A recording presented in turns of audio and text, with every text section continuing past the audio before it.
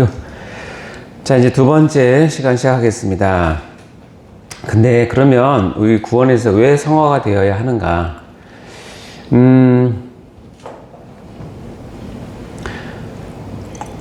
만약에 우리가 아는 것처럼 단순한 지식으로 우리가 예수 믿고 천국 가는 게 목표고 목적이라면 가장 행복한 삶은 뭐냐면 내가 예수 믿고 다음날 아침에 죽는 거예요.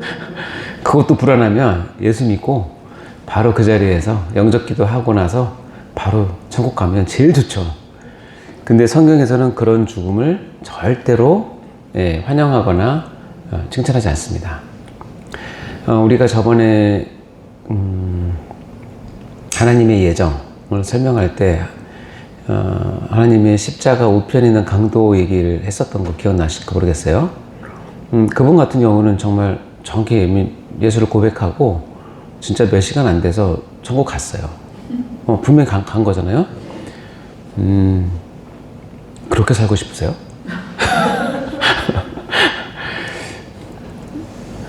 어떤 분은 그렇죠. 아유, 구원받으면 됐지 뭐 우리가 더 바랍니까?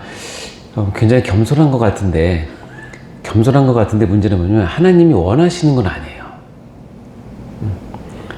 우리가 예수 믿고 바로 몇 시간 내에 죽어서 천국 간다. 우리 입장에서 보면 속 시원하죠. 이꼴 저꼴 안 보고, 그렇죠? 내가 신앙생활하면서 받는 모든 환난과 고통과 고민과 눈물 이런 거 없이도 그냥 가면, 그러니까 굉장히 이기적인 신앙이 될 수 있는 거죠. 근데 뭐냐면 왜 성화되어야 되냐? 한마디로 이거예요. 하나님께서 명령하신 거예요. 성화되라고. 이것이 우리를 향하신 하나님 뜻이기에 그래요. 다시 얘기하면 나를 구원하신 목적이 있는데 이 9가지의 구원의 서정 중에서 나를 구원하신 목적이 무엇이냐라고 얘기할 때는 실은 칭의도 아니에요. 그건 하나님이 우리의 목적 삼으실 필요 없잖아요. 하나예요. 뭐냐면 너 나 닮아라 해요. 너 나 닮은 사람 됐으면 좋겠다. 제가 아버지로서 제가 아들 둘을 키우면서 물론 우리 제 아들이 많이 부족하죠. 제 눈에 보기도 부족하고 하지만 가장 기분 좋을 때는 뭐냐면 내 아들이 다른 데 가서 어떤 일을 했는데 그런 얘기 들을 때 아유 아빠 닮아서 그게 아유 참 너무 좋아요. 그렇죠? 아유 엄마 닮아서 그런 얘기가 실은 나는 그런 말을 받을 자격도 별로 없지만 그래도 아들이 어떤 일을 했는데 아빠 닮아서 또는 엄마 닮아서라는 말을 하면 그것만큼 정말 기쁜 거 없는 것 같아요. 근데 하나님의 마음이 꼭 그럴 거라고 생각을 해요. 하나님 나를 구원시켜 놓고 바로 안 데려가시고 10년, 20년, 30년, 길게는 50년, 60년을 이 땅에서 이 힘든 이 세상 가운데 어떻게 보면 정말 죄악의 구렁텅이고 모든 악이 다 있는 이 세상 가운데 나를 남겨두신 이유가 있는데 하나님이 그런 마음은 아니실 거 아니에요. 한번 골탕 좀 먹어봐라 이놈아. 그건 아닐 거 아니에요.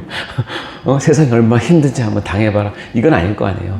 왜냐면 그런 가운데서 내가 하나님의 형상을 드러내고 하나님의 영광을 올려드리고 하나님의 이름을 드러낼 때 사람들이 우리를 보고 나를 보고 와 하나님 살아계신 것 같네. 정말 작은 예수 같네.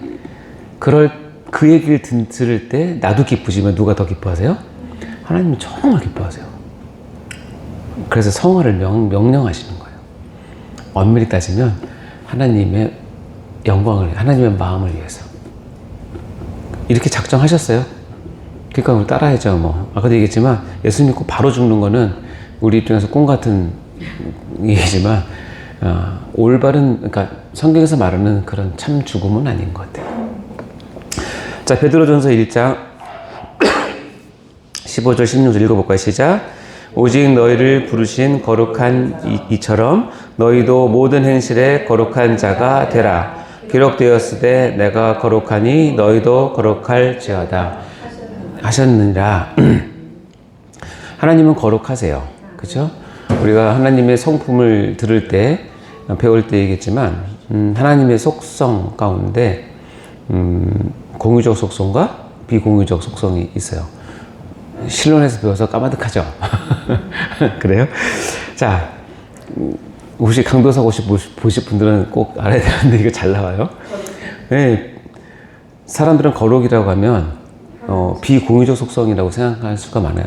물론 맞아요. 하나님의 절대 거룩은 우리가 흉내를 못 내죠. 그건 비공유적 속성이지만 하나님께서 뭐라고 하냐면 내가 거룩하니 너희도 뭐 해라? 거룩하라고 나의 거룩을 분열을 했어요. 우리한테 넘겼다고요. 따라서 우리는 이 명령에 의해서 거룩해져야 돼요. 완벽한 하나님만큼 거룩하지는 못하겠죠. 그거는 뭐 언감생심 그것까지는 안 가더라도 최소한 솔직한 말로 거룩한 척이라도 해야 될 거 아니에요? 거룩한 발버둥질이라도 해야 될 거 아니에요? 이는 뭐냐면 너희를 부르시니까 거룩한 이처럼 너희도 모든 행실에 거룩한 자가 되라라고 명령하셨기 때문에 그래요. 그러면서 하나님의 속마음은 뭐냐면 내가 거룩하니까 내 자녀, 내 딸, 내 아들 너도 뭐 해라? 거룩했으면 좋겠다. 이게 아버지의 마음이에요. 그래서 내가 성화를 하고 거룩해져 가는 것은 하나님을 기쁘게 해드리는 첩경이에요. 자, 데살로니전서 4장 3절 시작. 하나님의 뜻은 이것이니 너희의 거룩함이라 곧 음란을 버리고 이렇게 되는데 우리가 하나님의 뜻을 많이 찾잖아요. 하나님 뜻이 무엇입니까? 이때 이거를 하는 겁니까? 이때 주식을 뭘 사야 하나님의 뜻입니까? 그래서 하나님의 뜻을 많이 묻잖아요. 우리 아들이 어떻게 하는 게 하나님의 뜻입니까? 뭐 내가 뭘 하는 게 뜻입니까? 근데 그 모든 뜻을 구하는 건 좋은데 그 가장 근간이 뭐냐면 하나님의 뜻의 가장 첫 번째 근간은 우리의 거룩함이에요. 그 거룩함 바탕으로 그 다음 것도 이루어져야 되는데 이것 없이 그냥 앞에 것만 찾으면 그거는 하나님을 잘못 섬기는 가능성이 많아져요. 하나님의 뜻은 너희의 거룩함이라고 분명히 얘기하고 있으니까. 성화는 우리에게 너무너무 중요하죠. 그래서 그렇게 해서 거룩해져야 돼요. 자, 하나님 그러면 성화를 뭐라고 표현하냐? 한마디로 얘기하면 그리스도를 본받아라고 하는 것이 가장 적절한 표현이고, 왜냐면 우리 성화의 샘플, 모범, 목표가 뭐냐면 그리스도로 주셨기 때문에 그래요. 그러니까 그리스도를 본받아. 그리스도가 이렇게 했으면, 또 그리스도가 이렇게 말씀하셨으면, 그래서 이렇게 생각하셨으면 그것을 본받아서 사는 걸 얘기하는 거고, 수준이 이제 거지에서 왕제로 되어가는 거를 얘기하는 거예요. 자, 이제 구원의 점진성에는 어쩔 수 없이 수준이라는 개념이 들어가요. 아이들 주로 하는 게임에서 보면 레벨 1부터 시작해서 만약 레벨 10까지 있다면 누구나 임무는 레벨 1부터 시작을 하죠. 그러나 레벨 10까지 가는 그 모든 과정들을 올라가는 것, 이것이 이제 어떻게 보면 성화라고 얘기하는, 수준이 거지에서 왕제로 되는 거죠. 우리 저번에 칭의할 때 이거 왕자와 거지 기억나시죠? 네. 옷을 바꿔 입었어요. 천생 거지가 왕자 복을 입고 성문의 정문을 그냥 통과한, 옛날 같으면 접근하면 혼나고 저 터졌던 그 사람이 옷을 바꿔 입었다는 거 하나 때문에 어떻게 해요? 그 성문을 경례를 받으면서 통과를 해요. 그건 칭이라고 그러겠죠. 그리고 그 성 안에 들어가서 거지가 무슨 행동을 해도, 속된 말로 거지 같은 행동을 해도 다 왕자로 봐요. 이유는 뭐예요? 옷이 왕자니까. 그죠? 그 동화에 보면 이 옷을 입은 거지가 이제 첫 식사를 하는데, 왕실은 식사 규범이 딱 정해져 있잖아요. 딱 자리에 앉았는데, 그럼 제일 먼저 뭐가 나오냐면, 금쟁반에, 은쟁반에 물이 나옵니다. 물이 나오면 뭐냐면, 그거는 손싹으로 준 물이에요. 근데 얘가 닦아봤나? 한 번도 안 닦아봤어요. 그러니까, 이게 맛있는 건가 보도 마셨어요. 그러니까 주위 옆에 있던 시녀와 하인과 하다못해 자기 어머니 아버지도 깜짝 놀라는 거예요. 아이고, 우리 아들이 왜 그러는가? 장난치나? 아니면 좀 더 해먹었나? 뭐 그랬을 거 아니에요? 행동은 그래도 아무도 의심하지 않아요. 그게 칭의의 가장 큰 효과죠. 근데 이 거지가 그 안에서 왕자복을 입고 레벨 1부터 시작을 했어요. 근데 이 동화에 보면 가면 갈수록 어떻게 레벨이 배워요, 그거를. 왕자로서의 그 규범, 그 품위, 이런 걸 다 배우면서 나중에는 진짜 왕자처럼 돼요. 그 과정이 뭐냐면 성화예요. 이걸 생각해보면 이 거지가 가서 처음부터 물 마시고 나서 한 달 뒤에도 6개월 뒤에도 1년 뒤에도 똑같은 행동을 하면 그거 이상한 거잖아요. 네, 진짜 이상한 거잖아. 어떻게 보면 옷을 입었으면 그 옷에 합당한 뭘 하냐면 생각과 행동이 바뀌어서 진짜 그렇게 가야 돼요. 그 과정을 성화라고 얘기하는 거야. 우리가 예수를 믿으면 사람마다 예수를 믿게 되는 동기도 다 다르고, 정말 어떤 분들은 진짜 옆에서 듣기도 엄청나게 큰 은혜, 아니면 엄청나게 큰 기적, 정말 하나님이 이 사람만 사랑하나 보다 할 정도로 뭐 상상할 수 없을 정도의 그 이끄신 가운데 예수를 믿어요. 그건 좋아요. 근데 그 예수를 믿고 의의 옷을 입은 그 사람이 그것을 잊기 전까지 모든 삶은 뭐냐면 죄인의 삶이에요. 그러니까 생각, 가치관, 뭐 행동, 언어, 이런 게 다 옛날 습관이거든요. 근데 여러분은 그런 사람 안 됐으면 좋겠는데, 은혜를 정말 많이 받았다고 그러는데 인격이 아주 그런 사람 만날 때 어떻던가요? 그런 사람이 세상 사람들에게 교회를 욕먹이는 대표적인 사람들이에요. 말끝마다 하나님 얘기하고 할렐루야, 아멘 얘기하는데 하는 행동은 오히려 세상 사람보다 더 나쁜 말로 악랄하고, 더 이기적이고, 더 자기만 알고.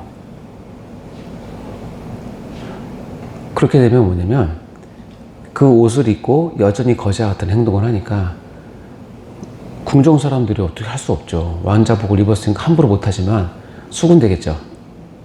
야, 이 왕자는 왕이 될 자격은 없나 보다. 개차반이구만. 성격이 더럽구만. 내가 저 사람 왕 되면 나 궁정 나갈 거야. 어떻게 저 사람 왕을 섬겨? 이렇게 되지 않겠어요?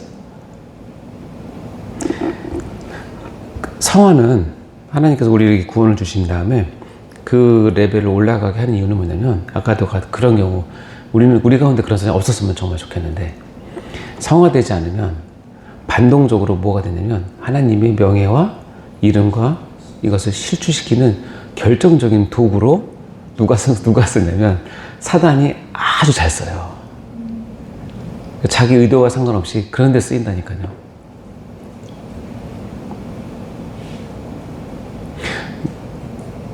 그런 사람들 많아요. 내가 예수는 좋고, 그래 예수는 너무 좋으신 분이지, 믿고 싶은데 저 교회, 저 권사, 저 장로를 보니 내가 못 믿겠다.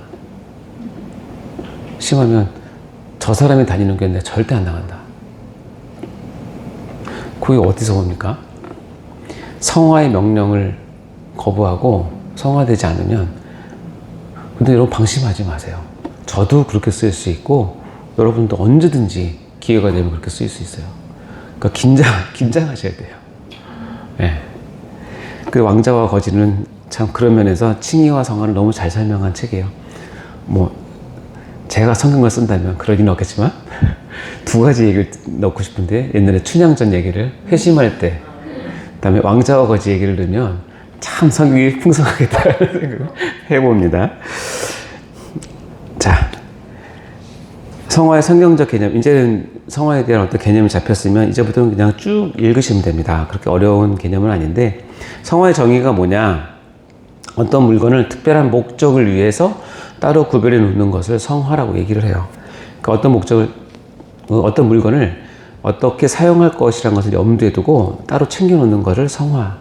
그래서 떨어져서 그리고 이렇게 분리시켜서 챙겨 놓는 것. 그래서 밑에 보면 읽어볼까요? 시작. 하나님의 목적을 이루기 위해 따로 거룩하게 구별된 상태를 말한다. 이것이 성화의 정의예요.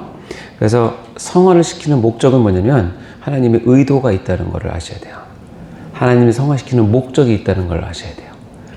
그러니까 성화도 내가 거룩해서 내 자신을 드러내고 아주 미묘한 한 끗 차이로 성화를 통해서 나 자신을 높이려고 하고 내가 인정받으려고 하는 것도 어떻게 보면 큰 교만일 수도 있어요. 성화는 철저하게 뭐냐면 하나님께서 쓰실 목적을 가지고 염두에 두고 성화시켜 놓는 거예요. 성화를 명하신 거죠. 성화의 개념은 뭐냐? 성화는 철저하게 하나님과 관계된 용어예요. 따라서 그래서 하나님과 관계를 벗어난 용어는 도덕적인 거예요. 우리가 성화를 얘기하지만 하나님을 모르는 사람들 아니면 도덕적인 사람들 중에서는 우리보다 훨씬 더 우리 표현에 의하면 훨씬 더 성화된 사람 많아요. 말이나 행동이나 다른 사람 배려하는 거나 긍휼히 여기는 마음이나 구제하는 거나 이런 게 훨씬 더 자연스럽게 잘하는 사람이 많아요. 근데 우리가 그들을 성화라고 얘기하진 않아요. 이유는 뭐냐면 그 사람들은 하나님과 관계되어 있지 않기 때문에 그래요. 그렇다고 그 사람들 하나님 무시하느냐? 그건 절대 아니고 우리가 일반론적 측면에서 보면 하나님께서 그런 사람들을 때로는 귀하게 쓰세요. 뭘 위해 쓰느냐? 하나님의 영광을 위해서, 하나님의 나라를 위해서, 교회를 위해서, 하나님의 사역자를 위해서 하나님을 전혀 모르는 사람의 그 마음을 써서 하나님께서 보충을 하세요. 그런 면에서 귀하지만 우리가 영적인 측면에서 보면 어떻게 보면 좀 안쓰럽죠. 그렇죠? 하나님을 전혀 모르는데 너무 성화됐어. 성화란 말을 붙일 수는 없어. 참 귀하신 분이야. 근데 하나님 몰라. 근데 그런 분들 참 많아요. 나로 하여금 존경을 표하고 싶을 정도로 사시는 분이 많은데 결정적으로 하나님을 몰라. 왜냐면 그분들은 하나님을 내가 믿어야겠다라고 하는 필요성을 잘 못 느껴요. 난 정말 잘 살고 있기 때문에 다른 사람들이 잘 산다고 해주니까. 그게 참 심각한 교만이기도 하죠. 이제 그런 부분이 있다. 자, 그러면 성화는 전적으로 하나님과 관계된 거라고 그랬잖아요. 이런 개념이죠. 하나님과 관계된 사람은 하나님과 관계된 건 모두 성자를 붙여요. 거룩할 성자를. 그러니까 하나님과 관계된 사람은 성민이라고 얘기를 하고, 하나님과 관계된 날은 성일이라고 얘기하고, 하나님과 관계된 장소는 성지라고 얘기해요. 하나님과 관계된 집은 성전이라고 얘기하고, 하나님과 관계된 일꾼은 성직자라고 불러요. 성자를 다 붙이죠. 왜 성자를 붙이냐면 그 사람들이 거룩해서가 아니라 하나님과 연관되어 있기 때문에 성자를 붙여주는 거예요. 그렇죠? 구약은 어떻게 하냐면 이 성민을 이스라엘이라는 것으로 표현을 하고, 성일은 안식일로 표현합니다. 성지는 하나님께서 약속하신 약속의 땅, 가나안 땅을 얘기를 하고, 성전은 그 중에서 하나님께서 임재하는 지성소를 성전이라고 얘기를 하죠. 성직자는 특별히 구약에서는 하나님과 수종드는 관계에 있는 사람들을 레위인이라고 따로 구별했고, 레위인 중에서 특별히 또 제사장을 따로 구별했고 있잖아요. 근데 이 구약에서 이 하나님과 관계된 이런 것들을 예수 그리스도를 통해서 완성이 됩니다. 집약이 돼서 새롭게 교회를 하나님께서 이 땅에서 세우실 때 언어는 바뀌지만 이 근본 정신은 똑같다는 거예요. 뭐냐면 성민, 이스라엘은 신약에 오면 성도 또는 신자, 그 사람들이 모인 교회를 이스라엘 또는 성민이라고 얘기하죠. 우리는 하나님과 관계된 사람이라는 뜻이에요. 그리고 안식일은 예수 그리스도의 부활과 죽음과 부활을 통해서 이제 주일로 받게 되죠. 안식일은 정확히 따지면 토요일이고, 주일은 정확히 따지면 일요일이잖아요. 날이 다른데 우리가 이제 그리스도를 통해서 주일을 지키면서 안식일을 버리는데 토요일은 버려요. 왜냐면 하나님께서 완벽하게 구속을 하심으로 다시 뭐예요? 우리가 그렇게 다시 제사를 드리거나 다시 할 필요가 없기 때문에 안식일은 안 지키죠. 그 대신에 똑같은 정신이 어디로 가냐면 주일로 가는 거예요. 가나안 땅은 성지였는데 이제 예수를 통해서 어떻게 바뀌냐면 신약은 성도라고 불리는 한 사람이 성령의 전이잖아요. 성령 하나님이 내주에 계세요. 이 사람이 밟는 모든 곳은 성지예요. 성령이 내주하신. 네, 성령이 내주하는 사람이 밟는 땅은 모두 성지가 되는 거예요. 따라서 우리 회사에 100명이 사원이 있어요. 근데 100명이 아무도 예수를 안 믿어요. 아무도 안 믿어. 그러면 하나님 보시기에 그 땅은 성지가 아니에요. 약속의 땅이 아니에요. 그야말로 광야이고 심판받을 곳이고 소돔과 고모라 같은 곳이에요. 근데 신입사원 하나가, 청년 하나가 예수를 주로 고백하고 그 마음 가운데 그 중심에 성령을 받은 사람이 거기에 입사를 해서 첫 출근을 딱 하는 순간 그 땅은 하나님 보시기에 어떻게 보시냐면 이제 성지로 보는 거예요. 왜냐면 하나님이 임하셨기 때문에. 따라서 그 땅에서 이제 엄청난 치열한 전투가 시작되는 거죠. 근데 하나님은 반드시 이기게 하실 걸 믿고, 왜?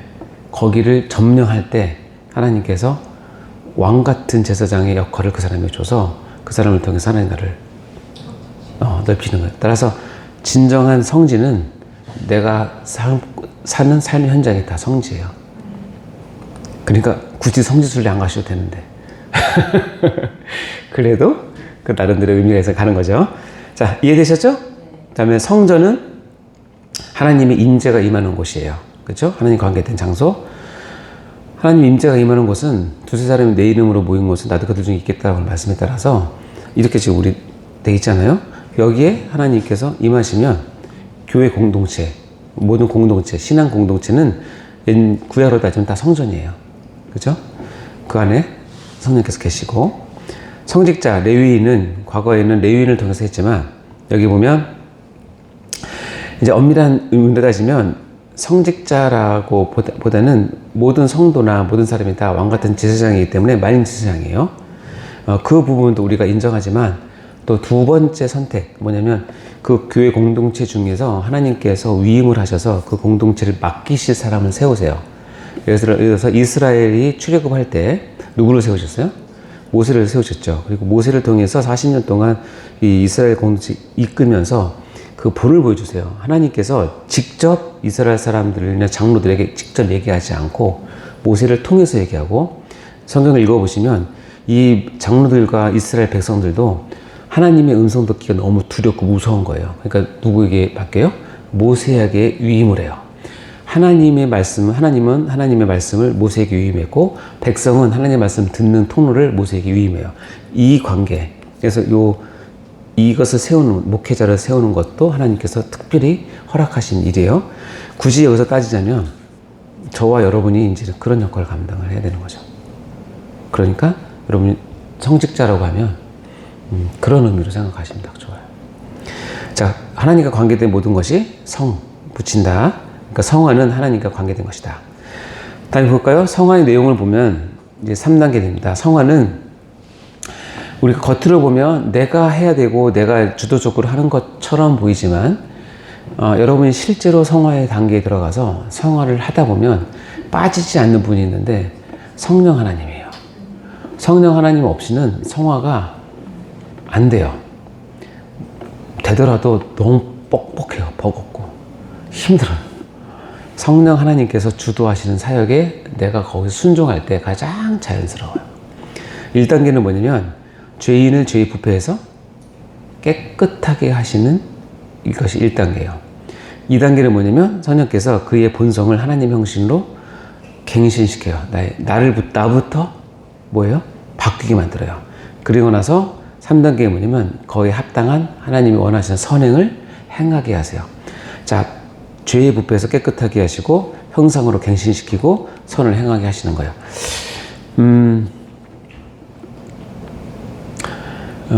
이런 예화를 전에 한번 들었던 것 같은데 아주 세계적으로 유명한 조각가가 있어요. 저는 예술가가 아니기 때문에 조각가는 보는 눈이 다르다 그래요. 그래서 나무나 바위나 이것을 딱 봤을 때 거기에서 뭘 보냐면 어느 부분을 제거를 하면 뭐가 나오겠다는 것이 눈에 보인대요. 내가 그거 보이면 내가 이거 하겠어요? 가서 이걸 하지. 그쵸? 보여요? 전 안 보여요. 다행히. 근데 조각가가 가다가 마을 뒤편에서 사람들이 다 놀고 나서 이제 모닥불 펴놓고 놀다가 보니까 마지막에 던져놓은 커다란 토막 하나를 나무에 불에다 던져놨어요. 이제 막 타고 있어요. 근데 조각가가 딱 보는 순간 강력한 영감이 왔어요. 저 나무에서 뭘 본 거예요. 자, 그러면 왔어. 첫 번째 하는 일이 뭐예요? 불에서 꺼내야지. 그죠? 꺼내고 어떻게 해요? 붙어 있는 불을 꺼야지. 자, 나무 입장에서 내가 잘려가지고 탁 던졌는데 불구덩이야. 미치겠어. 너무 아파. 너무 뜨거워. 시간 조금만 지나면 내 존재 자체가 다 소멸된 상황이야. 쇠가 되는 거니까. 근데 누군가가 그 뜨거운 환자 누군가 날 건져냈어. 그리고 그때 마음이 어떨까요? 우리말로 하면 할렐루야죠. 얼마나 좋겠어요. 와, 살았다. 내 몸에서 나는 그 불이 꺼지고 이제 마지막 연기가 막 나고, 비록 내 모습은 시꺼멓고 더럽지만 더 이상 타지 않겠구나 안도의 한숨을 쉬지 않겠어요? 그랬더니 이 사람이 나를 안고 어디 가는 거야. 야, 너무 좋다. 딱 가서 탁 놓고 나서 나를 한참 보는 거야. 이 조각가가. 왜 보지? 왜 나를 보나? 근데 조각가가 무시무시한 도구를 갖고 오는 거야. 그러면서 망치질하고 징으로 찌고 톱으로 썰고 너무너무 아픈 거야. 심지어 이런 얘기하는 거야. 차라리 불구덩이 놔주지. 나 이거 너무 아픈데? 너무 아픈데? 나를 불구덩이 놔주지. 왜 그래? 막 그러면서 원망을 하기 시작했어. 근데 조각가는 그 원망을 들어요, 못 들어요? 못 들기도 하지만 들어도 알 수는 있을 것 같아요. 깎아내야 된다는. 들어도 모르는 척 하지. 왜냐면 목표가 있으니까. 내가 봤던 그 형상을 만들어내야 되니까. 세밀하게 닦았고 사포질하고 막 난리 났어. 그러니까 이 나무는 차라리 불에 타 죽을 걸. 나를 건져내서 이렇게 힘들게 하나. 그런다니까요. 그런데 이제 다 그 고난의 눈물에 정말 사망의 음침한 골짜기 같은 그 시기를 지나고 나서 내 몸이 변해 있는 걸 확인하는 거야. 그리고 나서 건너편에 있는 거울을 딱 봤는데 저게 나야? 저게 나야? 내가 저렇게 아름다웠어? 내가 저렇게 이뻤어? 근데 거기다가 또 조각가가 기름칠을 해주는 거야. 기름칠. 향이라는 기름칠을 싹 해주는 거야. 그냥 너무 감사한 거야. 야, 이 과정이 지나니까 이렇게 좀 하구나 하고 딱 잤어. 이제 한숨하고 딱 잤는데 다음날 눈 떠보니까 커다란 박물관 전시실이야. 자기가 가운데 있는 거야. 근데 거기 온 사람들이 자기를 보고 감탄을 하는 거야. 어떻게 저런 작품이 와, 예술적인 영감이 대단하다. 내가 그 사람들에게 나의 그 존재를 보여주는데 그 사람들이 나를 통해서 큰 기쁨과 감사와 감동을 받는 거죠. 불타 죽을 뻔했는데 나를 건져내서 내가 그렇게 싫어하지만 나를 쬐는데 내가 눈 떠보니까 지금 가장 아름다운 작품이 돼 있는 거지. 그거예요. 칭의를 했어. 내가 정말 불 꺼내서 번전했어. 너무나 감사해. 근데 하나님께서 그냥 두지 않으셔. 왜냐면 하나님 볼 거 보셨기 때문이야. 뭘 봤어? 목표가 있는 거야. 하나님 형상을 봤기 때문에 그 형상을 만들어내기 위해서는 내가 가지고 있는 쓸데없는 거를 잘라내야 되는 거죠. 더러운 거를 잘라내야 되는 거죠. 내가 보기에 너무 좋은 부분도 필요 없으면 잘라지는 거예요. 그 과정을 반복해서 겪을 때 나는 모든 사람이 보고 뭐예요? 감탄할 작품이 되는 거죠. 성화가 그 과정을 이끌어내는 거예요. 한 번 더 나아갈까요? 그래서 내가 많은 사람 나를 감탄해. 그럼 그 사람은 나무를 보고 감탄하는 거요. 나무를 만드신 작가를 보고 감탄하는 거예요. 그죠? 이거 놓치면 안 돼요. 거기도 내가 잘난 줄 알고 하면 큰일 납니다. 나를 만드신 누구? 작가, 조각가에게 칭송을 올리는데 내가 도구로 쓰임 받는 거예요. 그것이 가장 나로서는 행복한 거예요. 이 1, 2, 3단계가 그 얘기입니다. 이해되시죠? 네. 그럼 나머지는 세 번째 시간에 하겠습니다.